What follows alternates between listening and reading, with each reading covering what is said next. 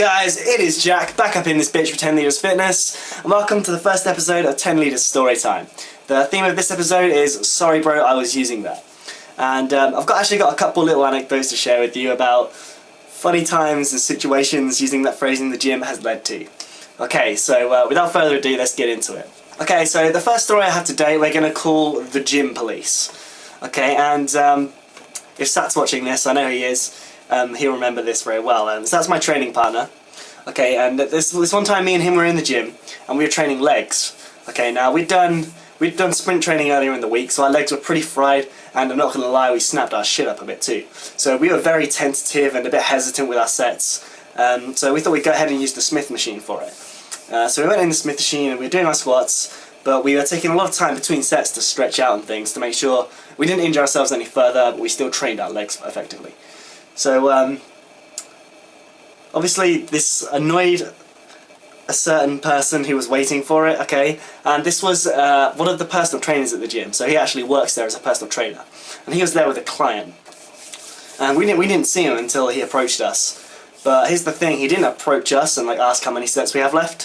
What he did is he just started removing weight from the bar. Okay, just after I finished my set I started stretching out, and he just popped up behind us and started removing weight. Okay, and so we were like, what's he doing? Obviously, because we weren't done. So we thought, oh, it's just a misunderstanding. So Sat went over and said, oh, sorry mate, sorry bro, we're using this, we're not done with that. To which his response was, no you're not. And he just continued removing the weight, and I was just stunned. Like, I was just shocked, I was just blank, like, what? Like, speechless. Sat was a bit stunned for a minute too, but then, see, here's the thing, Sat's one of the nicest guys you can meet, you know, he's a really nice dude, he gets on with everyone. But you do not want to piss him off, okay? So Sat grabbed the weight that he was unracking, just stopped it dead, looked him in his face, like got this close to him and said, what?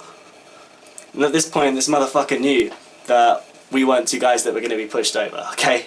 And he started backing up, and like Sat was right in his face, and he was like, oh, well. Okay, so that saw him off pretty quickly, and he just said, oh, okay, let me know when you're done, which of course we fucking didn't, because he pissed us off royally at this point. So we just finished up our sets and then fucked off, did something else. But yeah, that was the first time we've had an incident of sorry bro, I was using that, causing a situation, I guess you could say. Moral of that story is don't be a dickhead, okay? Plain and simple. This is mythical levels of douchebaggery. I didn't think anyone could be this much of an asshole. Okay, and I could see, like, you know, he's the kind of dude that you could probably expect to be an asshole. He walks around like he owns the fucking place and like he's the shit, you know, just because he finished top of his BTEC PE class, and, you know, his chest looks good when he wears a polo top or something. But at the end of the day, you know, even if you do work there, if someone signs up at the gym, you know, anyone has a right to use equipment for, you know, a decent amount of time. You know, you can't kick them off just because you want to be on it sooner. Okay, the next story we have, we're gonna call Mr. What the Fuck Dude. Okay, and this is a situation where I was in the gym with Sat again, which coming to the tail end of an arm workout. So we were going to hit forearms, so we were going to come from upstairs to downstairs where the lighter barbells were. So we came downstairs and we walked over to the barbells. The one I was using, that I wanted to use, was on the floor, but next to it there was, or kind of close to it, there was just a MacBook, like just seemingly abandoned there near it. A set of Beats headphones, which is crazy you'd leave those two things unattended in a public gym. And then, really weird, there was a set of trainers too. And then there was the barbell next to it, and I was like, okay, I won't take that because someone's probably using it, because there was stuff around it, or near it at least. So I picked up the weight that I didn't want to use, one that was a bit too heavy for me, and I started doing my forearm exercise. I finished one set, and then I put the weight down and waited for a bit. And I kept looking at the barbell that I wanted to use, because no one was there, no one had picked it up. So just as I was about to do my next set, I was like, you know what, fuck it, there's no one's touched this since I got down here. I'm going to grab it and do the set. None of his stuff's actually, any of stuff is actually on the bar, so I'm assuming it's free. So I pick it up, I start doing my set, and then lo and behold, in the door to the stairwell, appears this weird looking old dude. Okay, he looks like the creepy old guy from Family Guy, but without the beard. That's what he looked like. Okay, and at first I don't think anything of it, and I realised the dude's not got any shoes on. Like, he's barefoot. He looks weird as shit. He's got a really tight ass tank top on, he's scrawny as hell, got some shorts that are far too short, and then he's got bare feet. He looks, I don't know, it looks really weird. And then he walks over to right next to where I was, and I'm like, oh god. You know, he's not going to say shit though, he can't complain. He was, you know, he's just come from upstairs. So he stands there, looks around from it, and then sees the weight I'm holding, and he goes, oh, for God's sake. And I'm like, I'm just carrying on with my set, like I'm not going to be distracted. And then suddenly he just keeps staring me down, and I was like, look, I say, you okay? And then he says, oh, you took me away, haven't you? And I was like, before I could respond, because again I was just stunned, like, this dude came from another floor of the gym. You can't realistically say that he was on that equipment.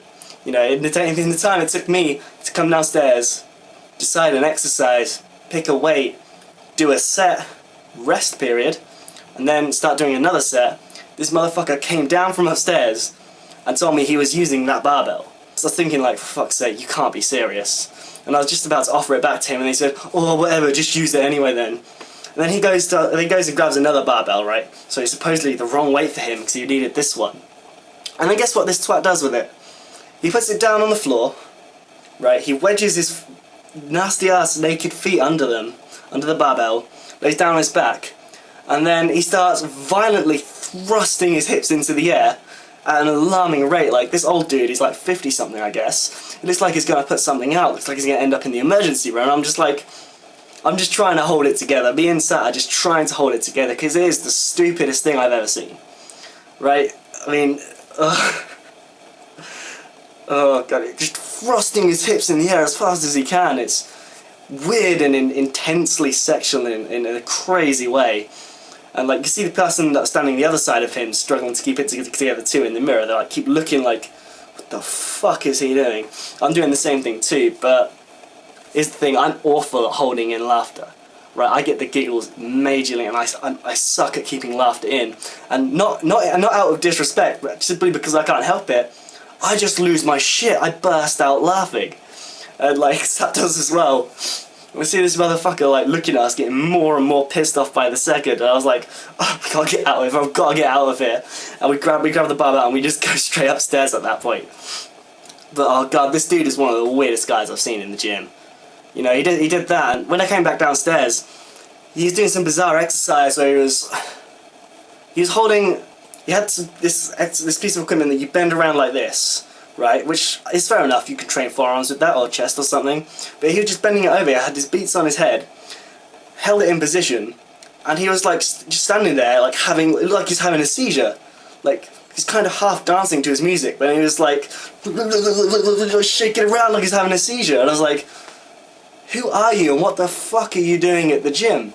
Like, what are you doing? Like, you claim you need this equipment, yet all you're gonna do with it is this fuckery. I mean, for real, just, you come from the floor above to complain that you're using a piece of equipment that was on a different floor to you. No, that is the incorrect way to use, sorry bro, I was using that. For anyone that was wondering. Okay, now my third and final sorry bro, I was using that story, we're gonna call a wild douchebag appears. Okay, this is similar to the last one in a way. Me and Sat were in the gym, we were about to train chest this time though. And there's only one rack in the gym we use, and that's used for squats and everything, so it's pretty miraculous that it would be free. So we were going to drag a bench over there from the free weight area to do bench press. So we started looking for a free bench. Lo and behold, there's one at the opposite of the gym to the rack that we want to use, okay? So it looks free, there's no one there, there's no equipment around it or anything, so you assume it's free, right? So I go over, I pick the bench up, wheel it all the way across the freeway area, so that's like across the length of the gym and into the rack. And just as I get to the rack and I'm wheeling it into place, this wild douchebag appears. Well, I'll tell you why he's a douchebag.